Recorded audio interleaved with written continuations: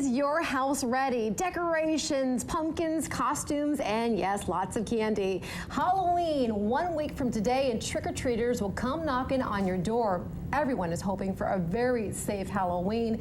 Joining us live right now in studio is Margaret Mazzotta. She's a crime prevention specialist with the Eugene Police Department. Thanks for joining us right now. Of course, we want it to be safe for all. Absolutely. Number one, we have to consider costumes for little kids. What tips do you have for parents right now as they're getting those costumes ready? Well, some of the things to remember is you want to make sure that you can be seen, obviously.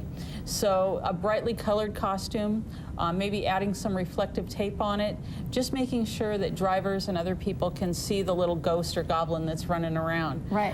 The other thing is you want to make sure that they can see where they're going. Oftentimes they wear the mask, and so you know, if Spider-Man is insistent on wearing the mask, then I would wait till you get right to where you're trick-or-treating before you put it on. But makeup or something like that might be a better choice, or a hat or something else. And the neat thing is, I know in recent years we've seen more people with flashlights, fun flashlights for kids so they can get around from house to house. And those are great. One of the things we also want to encourage folks is to cross at crosswalks, because lots of times people will dart out between cars and drivers can't see them, and drivers are trying to look for a lot of things and multitasking, and so it's important that you can see what's happening. So if you cross at the crosswalk, or at least the street corner, it's a little bit safer. What about candy? Lots of candy. Everybody always talks about candy.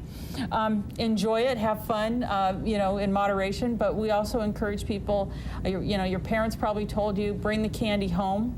You know, bring it home, let mom or dad go over it, and make sure you don't eat items that are unwrapped. Now, sometimes fun on Halloween can get out of control. Right. It's that mischievous nature of some kids, and we're talking about perhaps egging, toilet papering at home. And there's a reminder for parents who might think this might be fun. It's actually malicious mischief, and so you want to be careful about that. Make sure that if you're doing those kinds of things, the person you're doing it to would also think it's funny.